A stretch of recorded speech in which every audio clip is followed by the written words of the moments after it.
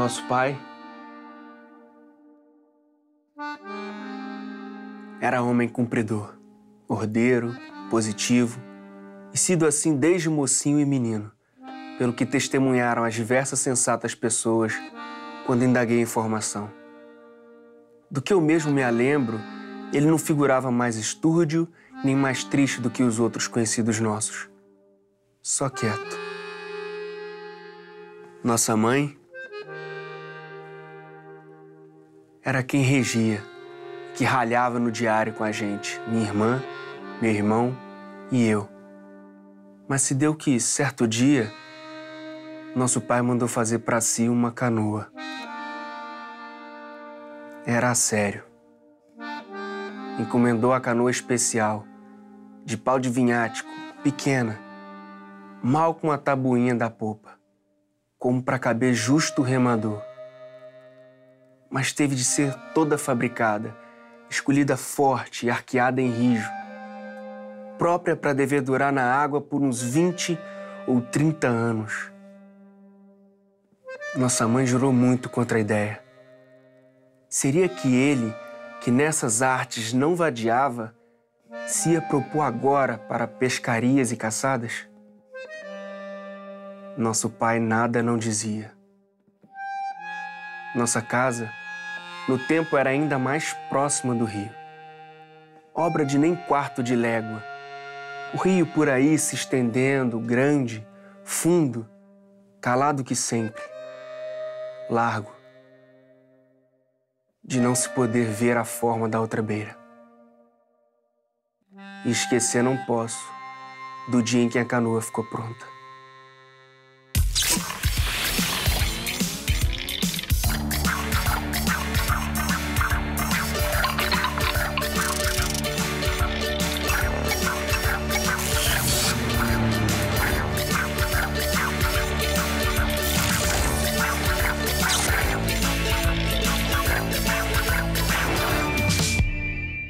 Hora do Enem no ar! E o papo de hoje é sobre língua portuguesa e moda. O setor é um dos maiores geradores de emprego do Brasil. E quem fala melhor é a jornalista que escreve sobre moda na internet, Luísa Brasil, do blog Mequetrefismos. Mas antes, a gente bate aquele papo sobre o Enem com a professora Carla Mariana. Seja bem-vinda, professora. Obrigada. Tudo bem? Tudo bem.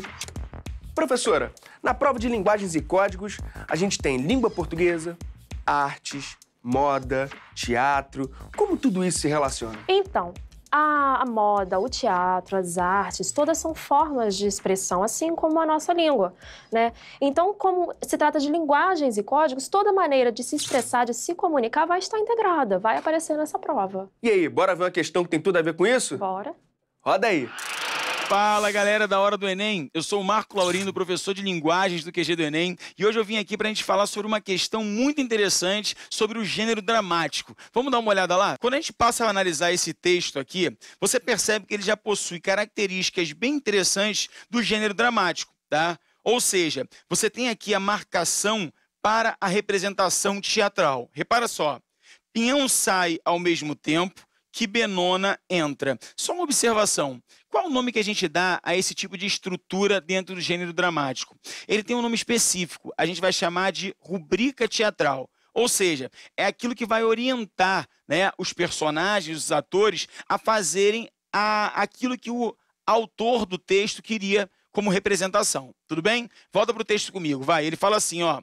Benona, personagem. Eurico, Eudoro, Vicente está lá fora e quer falar com você. Euricão, personagem. Benona, minha irmã, eu sei que ele está lá fora, mas não quero falar com ele. Mas, Eurico, nós lhe devemos certas atenções. Você que foi noiva dele, eu não. Isso são coisas passadas. Passadas para você, mas o prejuízo foi meu. Esperava que Eudoro, com todo aquele dinheiro, se tornasse meu cunhado. Era uma boca a menos e um patrimônio a mais. E o peste me traiu. E agora Agora parece que ouviu dizer que eu tenho um tesouro e vem louco atrás dele, sedento, atacado de uma verdadeira hidrofobia. Vive farejando ouro como um cachorro da moléstia, como um urubu atrás de sangue dos outros, mas ele está enganado. Santo Antônio há de proteger minha pobreza e minha devoção. Ariano Suassuna, o Santo e a Porca. Olha para cá para você entender uma coisa.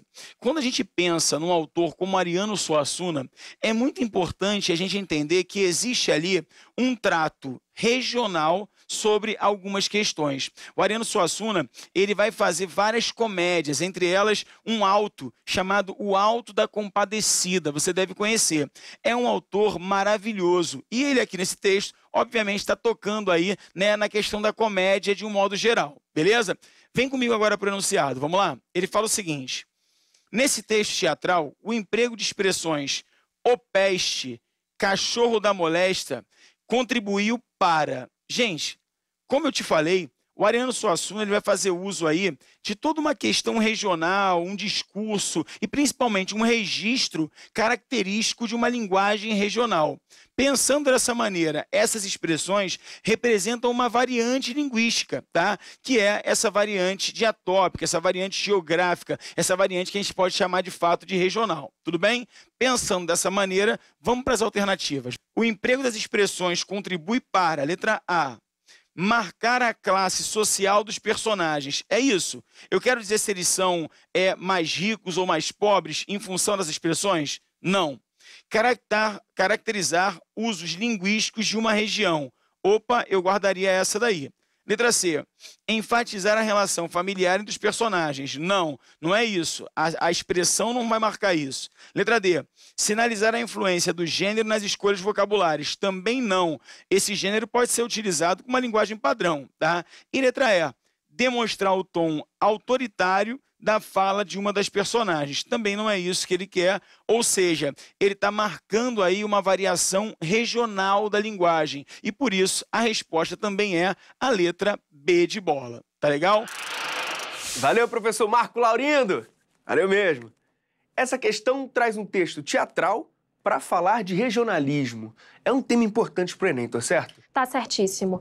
O regionalismo é um tema muito cobrado pelo Enem pelo caráter inclusivo da prova. Por quê? Porque ao trabalhar com diferentes regiões, trazer textos regionalistas, o Enem apresenta, né, e esses textos também vão apresentar a cultura de diferentes regiões. Por isso é tão importante o trabalho com regionalismo na prova e nessas questões. Em um dos nossos programas de redação, a gente falou sobre preconceito linguístico. Esses temas estão ali, um se relaciona com o outro, tá certo? Exatamente. Infelizmente, o regionalismo, ele acaba sofrendo um pouco de preconceito linguístico, porque durante toda a nossa vida, né, a gente escuta dizer que a cultura interiorana, às vezes, é rude e até mesmo atrasada, e aí acaba gerando esse preconceito linguístico. Entretanto, a gente pode ver que Bagno, ele explica muito bem a incoerência disso. Não há necessidade desse preconceito, não há justificativa para esse preconceito, porque da mesma forma que uma pronúncia é diferente em uma determinada região, também vai ser diferente aqui. Então há toda uma incoerência nesse preconceito, mas de fato ele existe. Bom, e para quem quiser saber mais sobre esse tema, é só dar uma busca no programa 190 de redação lá no nosso site.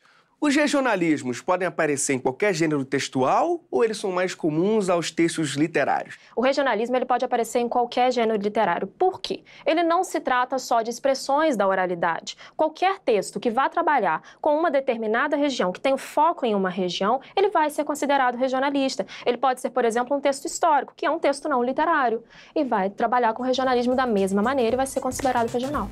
O regionalismo é muito comum na nossa literatura. Então, quais autores os candidatos devem ficar atentos para a prova? Bom, como você falou, o regionalismo é muito marcante na literatura brasileira. Grande parte dos nossos autores trazem essas características em nossas obras. Mas para a gente destacar para o Enem, eu acho que vale ficar atento aos clássicos, como José de Alencar, Visconde de Itaunay e também Érico Veríssimo. E aí a gente observa que cada um vai trabalhar com uma região e cobre bem o campo. E tem regionalismos em todas as regiões? Tem regionalismo para todas as áreas do país. Inclusive, a gente tem autores que vão trabalhar com o interior e outros que vão trabalhar com o centro urbano, como, por exemplo, o Lima Barreto. Qual o objetivo dos autores ao usar esse tipo de linguagem? O regionalismo ele pode aparecer por duas necessidades. Uma de enaltecer uma cultura e até mesmo apresentar essa cultura para o restante do país. E outra também com uma função de denúncia social, para denunciar, apontar para os problemas que aquela região vive. Bom, você pode mostrar uns exemplos, professora? Claro. Bom, eu trouxe um exemplo aqui de regionalismo com o Graciliano Ramos, que é um clássico da nossa literatura, em Vidas Secas. O texto diz o seguinte: na planície avermelhada, os juazeiros alargavam 2 manchas verdes. E aí a gente já observa uma descrição de cenário que é típica de regionalismo. Os infelizes tinham caminhado o dia inteiro, estavam cansados e famintos. Ordinariamente andavam pouco, mas como haviam repousado bastante na areia do rio seco, a viagem progredira bem 3 léguas. Fazia horas que procuravam uma sombra. A folhagem dos juazeiros apareceu longe através dos galhos pelados da caatinga. E aí você vê a descrição do cenário nordestino, já que Vidas Secas vai traçar essa saga do povo nordestino contra a seca. Tá? Um outro exemplo interessante da gente falar é tirado do Sertanejo de José de Alencar, que também é um grande autor regionalista nosso. Tá? Essa imensa campina que se dilata por horizontes infinitos é o sertão de minha terra natal. Aí campeia o destemido vaqueiro cearense, que a unha do cavalo acossa o touro, indômito no cerrado mais espesso, e o derriba pela cauda com admirável destreza. Mais uma vez, o cenário também é descrito aí, marcando o forte regionalismo nessas obras. Show de bola! Inclusive, na TV Escola, você pode assistir a uma versão animada de Morte e Vida Severina, de João Cabral de Melo Neto, que é um dos maiores exemplos de regionalismo na nossa literatura. É só ir em tvescola.mec.gov.br/tve/vídeo/Morte e Vida Severina, tudo junto, e é só clicar na setinha para baixar. Como esse tema é cobrado no Enem, professora? Então, esse tema ele costuma aparecer por meio de interdisciplinaridades e também da mistura de textos não verbais com textos verbais. Essa é uma estratégia muito usada pela prova do Enem. Então, recapitulando, qual é o conteúdo abordado na questão? A gente está falando de variações linguísticas e estamos voltados para o regionalismo, a variação regional. E quando a gente costuma aprender tudo isso? Então, a variação linguística ela deveria ser ensinada durante todo o decorrer da vida escolar do aluno, mas no 3º ano isso é matéria garantida. E para quem quer mergulhar de cabeça nesse tema?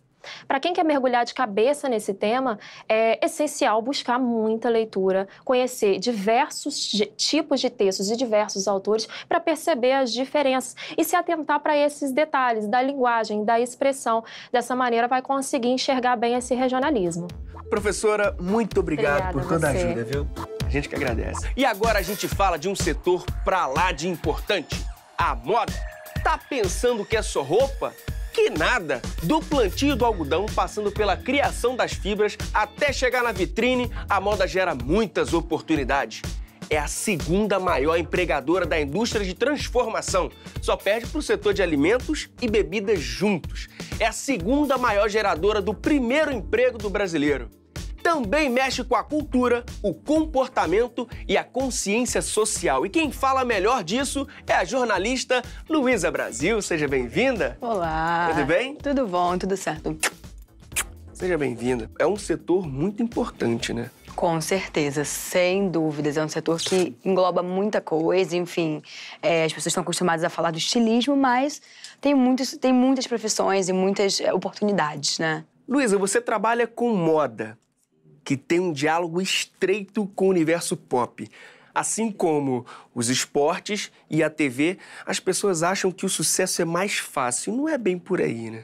Não, as pessoas estão meio que enganadas ainda com esse universo de moda, né? Porque tem um fascínio muito grande, né? As pessoas se deslumbram muito que é só luxo, riqueza, glamour, né? Mas tem muito trabalho, tem todo um bastidor que exige muito esforço, exige muito conhecimento e muita informação, né? E de onde você começou? Você fez faculdade de jornalismo primeiro, é isso? Pois é, eu sou formada em jornalismo, fiz comunicação social pela PUC-Rio, né? E aí eu fiz alguns cursos de moda para me aprimorar. Então, eu fiz cursos fora, cursos no país, em faculdades, de extensão e pós-graduação. Então, moda vem como um conhecimento complementar na minha carreira. E vem cá, tudo que você aprendeu na escola e na faculdade, o que você tem usado hoje em dia? o hábito da leitura, né, o acesso à informação, porque moda, mais do que você se vestir bem ou fazer roupa, né, você tem que entender o contexto do seu país, o contexto social, econômico, né, para você conseguir trabalhar desenvolvendo coleção, para você trabalhar com informação, com conteúdo de moda, tudo isso é muito importante. E isso eu aprendi, com certeza, na escola, né, o professor falando ali, leia, se informe, né, não leia só um veículo, tente ter vários pontos de vista, várias opiniões, enfim, tente entender um pouco do que está acontecendo no seu país. E você tem um blog? Como surgiu? Pois é, eu tenho um blog que é o Mequetrefismos. É um nome difícil, mas enfim, as pessoas já se acostumaram, meus leitores. E surgiu mesmo que do meu trabalho com a moda, que eu trabalho como jornalista e faço trabalhos online para blogs de outras pessoas, trabalho, enfim, para marcas, né, veículos. Então, assim, todo o meu repertório foi online. E eu falei, se eu trabalho para algumas pessoas com conteúdo de moda, por que eu não faço, então, o meu espaço, né, de falar sobre moda, representatividade racial, que é outro tema muito importante para mim também, né? Eu já escrevia para um outro blog, que era o Modices, da Carla Lemos, que falava sobre representatividade racial, e aí dali eu consegui transformar tudo isso em moda, em lifestyle, enfim, em toda uma proposta que falasse sobre a minha cor e sobre, enfim, e pessoas que não estavam sendo representadas nesse ambiente. E para quem está estudando, rede social não atrapalha? Bom, eu acho que tem que fazer uso sábio das redes sociais, né? Porque, assim, administrar o tempo, né? Enfim, porque a rede social pode ser um aliado também, né? Dá para você pegar informações muito interessantes, dá para você, enfim, se informar também, saber por veículos e mídias independentes também sobre muita coisa que não é publicado em grande escala, né? Mas o que eu sempre aconselho é que, assim, tem que saber a hora de estudar, a hora, enfim, a hora certa para tudo. E para o jovem que vai fazer o Enem, você tem alguma sugestão? Além do estudo, né, que todo mundo fala, estude muito, eu acho que é importantíssimo você ter uma preocupação com sua saúde mental, né? Você fazer uma meditação. Pode parecer bobagem, pode parecer frescura, mas não é. Eu acho que a grande questão do vestibular é a tensão, é o lado emocional que fica muito abalado, muito prejudicado. Então, assim, você se concentrar em você mesmo, fazer exercícios de respiração para ansiedade. Eu acho que tudo isso ajuda a você obter resultados melhores. Quando você fez vestibular, você teve um frio na barriga? Eu acho que todo mundo tem um pouco de frio na barriga, né? Normal, é inevitável. Mas eu acho que eu consegui um resultado bacana por conta desse meu lado que eu trabalhei emocional mesmo, esse lado que não é só o estudo, né? Isso vem de um preparo psicológico também. Luísa, a faculdade era o que você imaginava? Olha, a faculdade foi além do que eu imaginava, foi uma surpresa muito positiva, principalmente a questão de fazer jornalismo, né? Porque mais do que estar com pessoas que fazem moda, eu consegui ter conhecimentos complementares de amigos que estudavam esportes, que queriam fazer jornalismo internacional, enfim, outras áreas. Então, isso ajudou muito a complementar mesmo o conhecimento de cada um, né?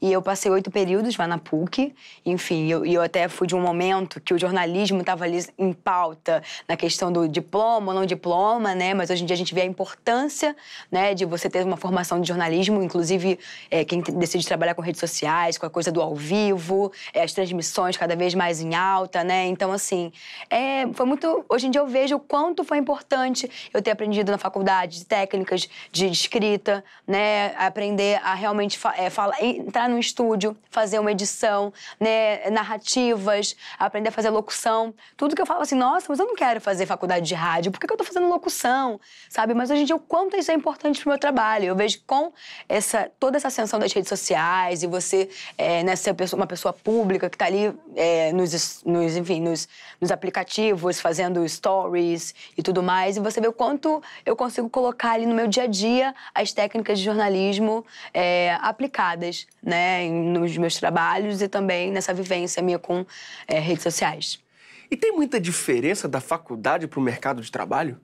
Olha, tem diferença, sim, bastante, né? Eu acho que faculdade, você tá ali aprendendo a técnica, ali é um espaço que você não é para ter medo de ter dúvidas, né? Eu acho que ali você realmente tá para ser acolhido pelo professor, enfim, pelos amigos também, né? E quando você vai pro mercado de trabalho, você tem que ser um pouco mais assertivo, né? E muitas das vezes a decisão tá contigo e você tem que, mais do que lidar com técnica, lidar novamente com a questão emocional, com prazos, né? Com compromissos, responsabilidades, reuniões, lidar com diretores, enfim, com pessoas com um cargo hierárquico muito maior do que o seu. Então, eu acho que isso que é um momento diferente. Então, não dá pra você chorar, de repente, na frente do diretor ali da empresa porque você não conseguiu entregar o trabalho no prazo, né? E como às vezes eu vejo que é um hábito na faculdade, as pessoas estão ali e ficam chorando para professor, que não conseguiram fazer o trabalho a tempo, mas trabalho não, tem uma responsabilidade que é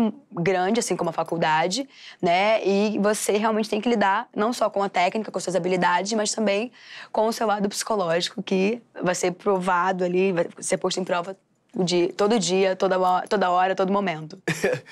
E vem cá, você já escrevia pro blog enquanto estava na faculdade?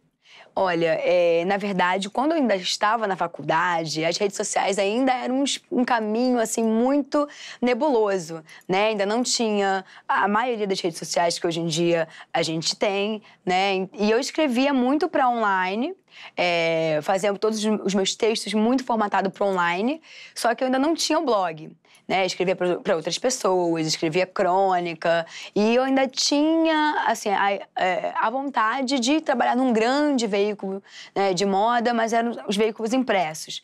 Então, assim, eu comecei realmente a me adaptar com a coisa da web na faculdade, isso foi muito interessante, toda essa transição, porque todo mundo viu essa transição, não só eu como aluna, mas também os professores, né, enfim. E eu consegui desenvolver realmente essa técnica mais pro online, que são textos um pouco menores, um pouco mais objetivos, enfim, textos também para redes sociais e tudo isso eu fui aprendendo na faculdade e a faculdade também foi aprendendo e todo mundo foi aprendendo junto, sabe? Luísa, além de escrever, você também gosta de ler? Eu acho que ler é fundamental, assim, independentemente de profissão, do que você quer seguir na sua vida, ler é fundamental e eu gosto muito, né? E além, assim, de ler sobre moda, que eu acho muito importante para minha área, eu gosto muito de pegar outros segmentos, enfim, eu tenho outros interesses também, porque eu acho que tudo isso ajuda a expandir o conhecimento. Agora, logo depois que você saiu da faculdade, o blog foi o seu primeiro trabalho? Trabalhar com blog foi o meu primeiro trabalho. Não foi o meu blog pessoal, mas eu comecei trabalhando com um blog de moda, né? Um blog de moda chamado Rio Etc., que cobria moda de rua no Rio de Janeiro. E eu comecei a realmente fomentar o conteúdo do blog e fazer redes sociais, naquele inicinho das redes sociais e tudo mais. E foi da onde eu comecei a trabalhar com marcas, em blogs de marcas, comecei a fazer, enfim, jornalismo online, de moda. E aí eu fui migrando para esse momento do conteúdo de moda no online e não parei mais. E quais são os próximos passos? Bom, os próximos passos... É inevitável você falar agora hoje em dia no YouTube, né, dos canais, a ascensão dos canais, dessa produção de vídeo, de conteúdo de vídeo, né, tento migrar para essa área, meu próximo passo é esse, né, mas não deixando de lado o texto, não deixando de lado, enfim, os outros trabalhos que eu sigo também, que não são só projetos pessoais, mas também lidar com veículos, com pessoas e com marcas de moda, porque eu acho que complementa muito do que eu já conheço, minha expertise, assim, Bom, Luísa, muito obrigado pela sua presença e toda a contribuição, obrigada. Tudo que você trouxe pra gente. Obrigado mesmo. Imagina, obrigada. Eu que agradeço a oportunidade de falar um pouquinho sobre essa carreira de jornalismo que está cada vez mais renovando, ganhando, enfim, novos ares e novas formações, novas possibilidades, o que é fascinante. É isso aí. Sucesso, viu? Ai, pra todos nós. Obrigada. Obrigado. E aí, gostou? Aproveita e visita o nosso site, horadoenem.mec.gov.br. Tem todos os programas, entrevistas, aulas, tá tudo lá. Valeu? Tchau, tchau.